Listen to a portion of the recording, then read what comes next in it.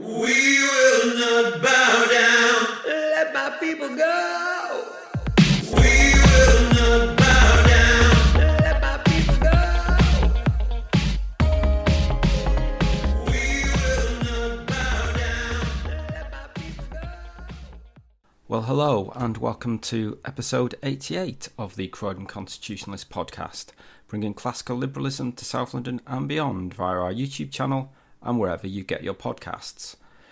Well, we recently held a public meeting in Purley where we were joined by Tony Brown, the Libertarian Party candidate for Mayor of London in the upcoming election. Up next is a recording of the chat I had with Tony. So, Tony, thank you ever so much for coming along to Purley this evening. I will ask you to introduce yourself shortly, but I thought I would try to give a little bit of an introduction about Tony. This is from one of the articles that he's recently written for the Libertarian Party, where he describes himself as follows. Unlike the economically illiterate Sadiq Khan or the Green fellow travelling Tories, I am literally the only candidate offering a practical programme to maintain Londoners' quality of life and freedom of choice, and to address the massively damaging chronic shortage of housing people can afford. Well, it's a big statement. Tony, who are you? Right. I'm a former Conservative, former UKIPper, who finally has joined the party which he regards as his spiritual home, even though it's tiny and nobody's ever heard of it. I read history at Cambridge. I was a Conservative parliamentary candidate a couple of times. I was a Conservative councillor in Ealing for 12 years. I joined Farage in 2009-10. I went to work in Brussels for 10 years as a policy advisor at the European Parliament to the EFD group, of which the UKIP MEPs were part.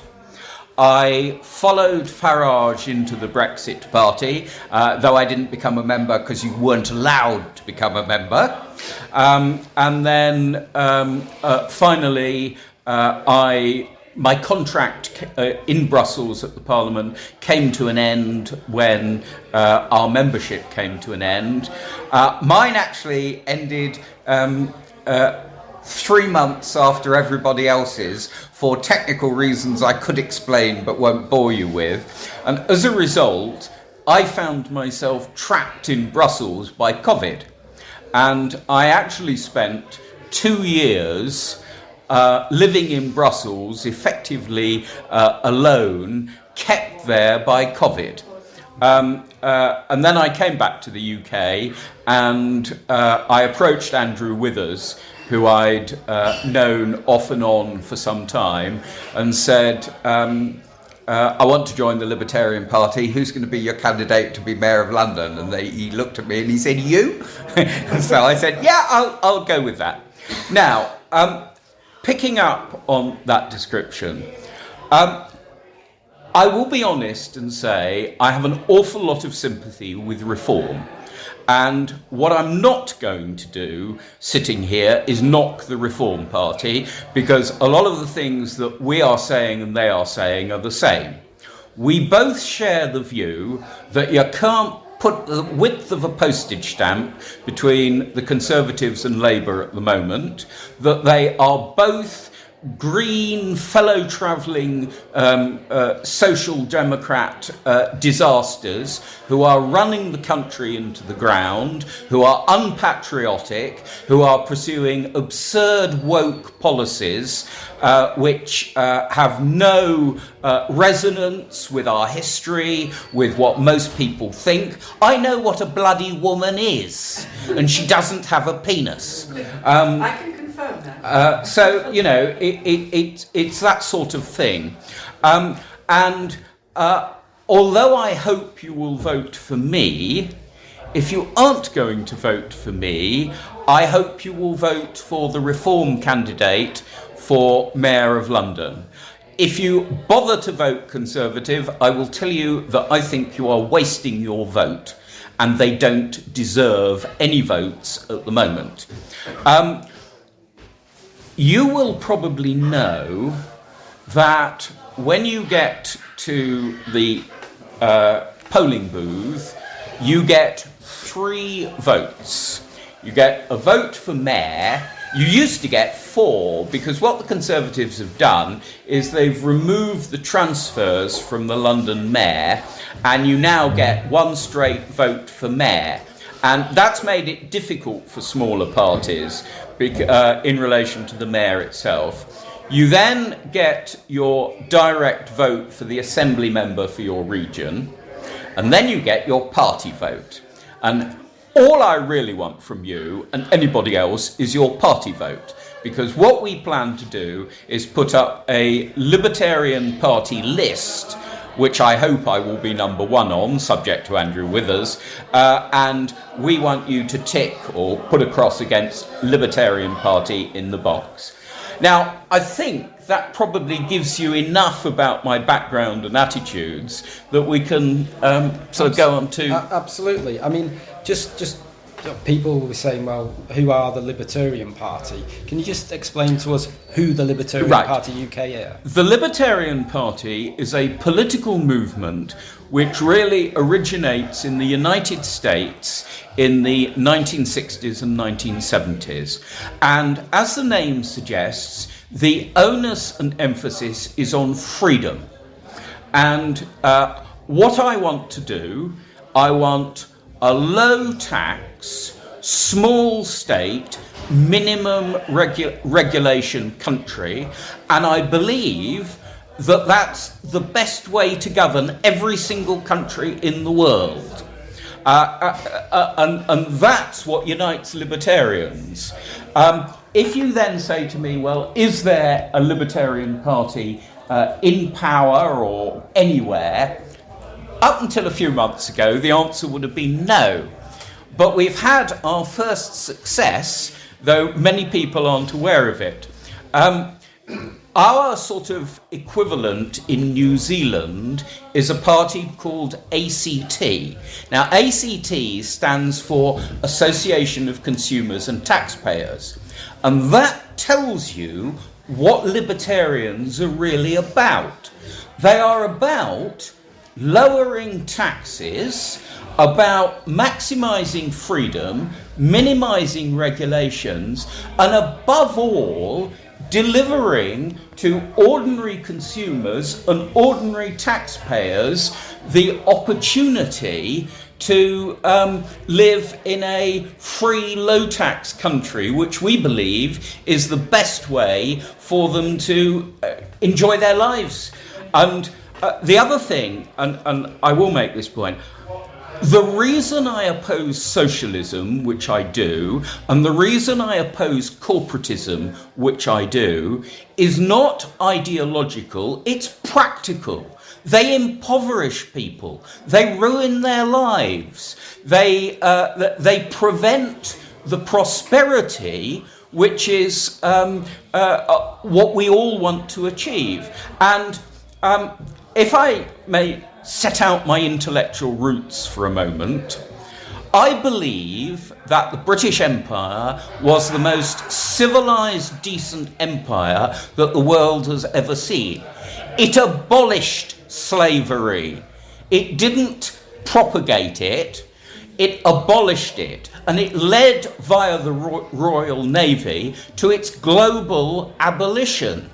It also abandoned the mercantilism which had been restricting economic growth across the world for hundreds of years, adopted the ideas of Adam Smith, went for free trade, and during the 19th century led a global economic revolution. And it's no accident that, the steam engine was invented in Britain, the diesel engine was invented in Britain, the first industrial revolution took place in Britain.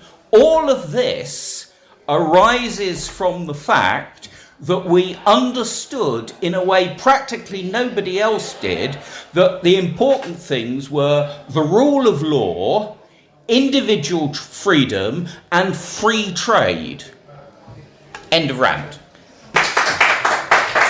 No, that's very good summation of libertarianism, and obviously the Libertarian Party is interested in propagating that sort of those sorts of policies within the UK. You've talked there about free trade and that sort of thing. So that's a national and I suppose arguably international policy. But you're standing to be the Mayor of London, and I'm sure that Sadiq Khan would love to be in charge of lots of things on a global scale.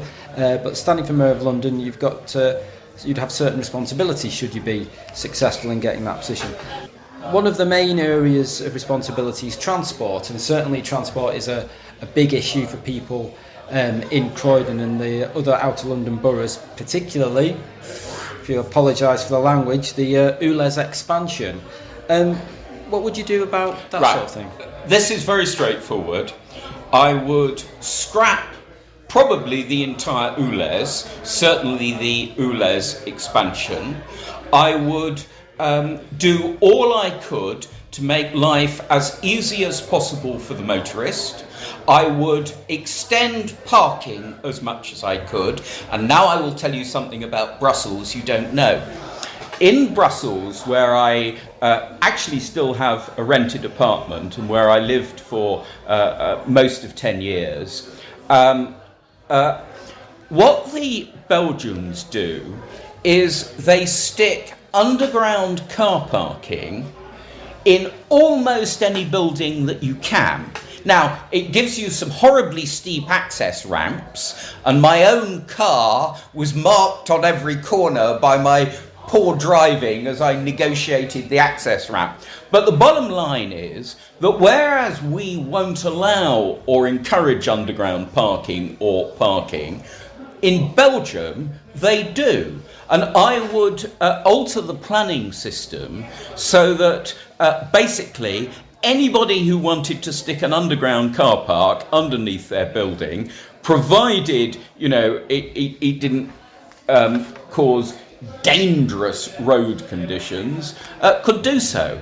And the idea that everybody only needs one parking space is ludicrous. What are you supposed to do? Keep your car in the space doing nothing? You have to have a parking space at the other end. You have to have a parking space for your visitors or your family when they drive to see you. And therefore, what I want is a 180 degree, I think that's right, reversal of current policies on ULEZ and motoring. I am pro-car, and I would do everything I can to reduce the cost, facilitate it. I also will say this, I would, and I know this is a national thing, but I think that the enforced conversion to EVs by imposing a 15,000 tax on every EV sold above a growing percentage is an insult to the consumer, an insult to motorists, an insult to consumer choice, and it's got to go. Obviously, another thing you've mentioned previously, and there's a big issue in London, is housing. There's a great shortage of housing in London, particularly for younger people. What policies would you have in that area? Right. Let me tell you what I wouldn't do first. I wouldn't introduce rent controls. The reason I described Sadiq Khan as economically illiterate, and I hope I get the chance to do so to his face, is that every imposition of rent controls in history has reduced the amount of rental housing available for people to rent. And if you impose a complete rent freeze, you very quickly dry up the entire supply. So that's the sense in which he's economically illiterate. Now, what I want to do is expand housing as much as one practically can at the lowest possible cost. The way I would most easily do it is I would look at all the office space which is currently no longer commercially viable with working from home post-COVID, etc. And I would invite any developer who wants to convert it into housing, and I would facilitate that under the building regulations and the planning process, and I would ensure that they were in a position to financially benefit from the conversion, because the government itself and the London boroughs, they simply haven't got the resources to build large amounts of social housing. So what you've got to do is work out how you can leverage in private capital to achieve what you want to achieve, and the easiest way to do it, the low-hanging fruit win, is to do it by facilitating office to housing, commercial to housing conversion. I think you've written somewhere about a pod homes initiative. Right. I am not responsible for everything that the Libertarian Party puts out, and I didn't actually write that bit. What one of our members says is that if you look at Japan and certain other very crowded countries, you can have small, easily assembled pod homes which are created in factories as fabricated units and then built, and they can provide the cheapest possible housing for people like students and so on. And obviously, you know, if there's an opportunity to do that without it costing the state, taxpayers, an arm and a leg, that's what one would do. Okay, thank you. Of course, another big issue facing Londoners is crime, and the Mayor of London is responsible, partially responsible for the Met. We've seen a number of issues over policing in the last few years in central London in particular, but another big issue as part of that is knife crime. Now, from a libertarian perspective, presumably you're in favour of not having a sort of heavily armed militia going round rounding people up, but on the other hand, how would you deal with knife crime in places like Croydon, and do you believe in things like stop and search? Right. The first thing I want to say about crime is what I believe is a crime and what isn't a crime. Assault, theft, and so on are crimes. Offending somebody's sensitivities by what you post on the web is not a crime. So the first thing I want to do is alter the Met's priorities and tell them that what they're interested in is real assaults, real murders, real thefts, etc., etc. Having said that, let me tell you something else about the way Brussels works. Brussels, and indeed most of the major European cities, certainly in Western Europe, have similar issues to London. London is not alone, and Paris and Brussels in particular have many of the same problems that London does. Now, I have watched the Belgian police in operation, and the Belgian police do not feel constrained in the way the Met feels constrained. And particularly around the Gare du Nord, I have watched their behaviour, and they look at the people going through the Gare du Nord, they look at me, and they conclude that I am not a potential criminal. So they may say, bonjour monsieur, as I pass, and I greet them equivalently. They judge me by the way I dress, by the way I sound, by the fact that I'm English and can speak some French, etc., etc., and they leave me completely alone. The same is not true of the usually, I hate the term, but I'm going to use it, black youths who hang around the Gare du Nord. And the Belgian police go in, demand to see IDs, come down on them, etc. I'm sorry, I think it is a reality of life that you can look at a little old lady and know that she isn't a potential criminal, and you can look at other people and know that it's much more likely that they are. And having a system where you are required to stop and search a number of little old ladies in order to avoid being seen as profiling is ludicrous. Now, I hope that gives you a pretty clear answer to my approach to policing. The other thing I want to say is that there is a type of electronic crime that I think gets ignored, and it's fraud and that which is akin to fraud.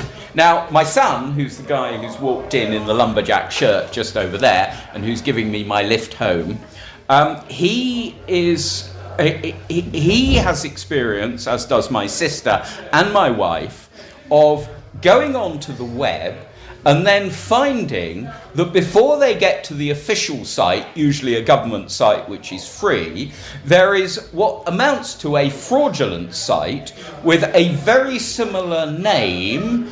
One letter is altered, and then it invites you to use it to pay a couple of £100 or something for something that you should get for free. So, I would want to discuss with central government how we could crack down on that. They may be technically within the law because one letter is different, but they are certainly against the spirit of the law, and they are ripping off consumers and taxpayers, who are the people that I care about, and therefore that's a little thing of mine that I want to try to do something about. You mentioned earlier about the change in the voting system now for the Mayor of London. You no longer have that kind of throwaway vote, if you like, where somebody could perhaps vote for the Libertarian candidate, but actually they know that the second choice candidate, which might be, for example, the Conservative candidate, they can do that. Now it is simply first past the post. So in light of that, and the concerns people have about, let's be honest, Sadiq Khan, and this idea of wanting to get rid of him, and the Conservatives have put up a candidate who is presents herself as being a real Conservative, certainly. Whether she is or not, and what that means or not, doesn't matter, but she certainly tries to present herself as being very much that. And of course, with Reform running a candidate who's very strong on ULEZ, which is obviously a big issue around here. Why should people vote for the Libertarian candidate? Yourself? They should vote for the party. Let me explain.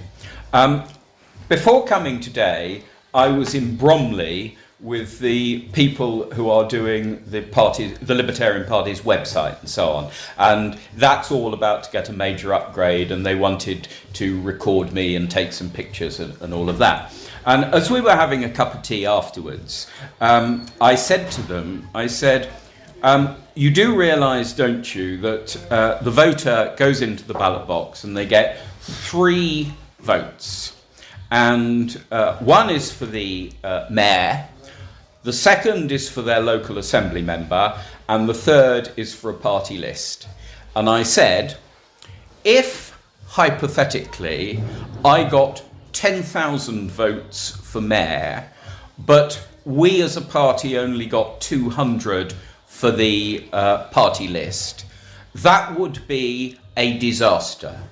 If, by contrast, I got 200 votes for mayor, but the Libertarian Party got 50,000 for the party list, that would be a triumph. So what I'm really saying to you, and I thought about this, but too many politicians are not honest, and I want to be honest. You may say I'm a fool and I won't succeed, but that's a different thing. And I don't really care too much whether you vote for me for mayor. What I do want you to do, and what I want you to encourage all your friends to do, is use that third party list vote for the Libertarian Party. And that answers your question. I think it does. And in terms of that, obviously you're standing for the mayoralty. Are the Libertarian Party, have they got sufficient candidates? The plan is a complete slate of candidates for the mayoral list. And although it hasn't been confirmed until it happens, nothing happens until it happens, I am told that I will be number one on that list. So the effective vote for me, which might just in a perfect world get me in somewhere, is into the Assembly as the Libertarian list number one, which is why I'm telling you what I'm telling you.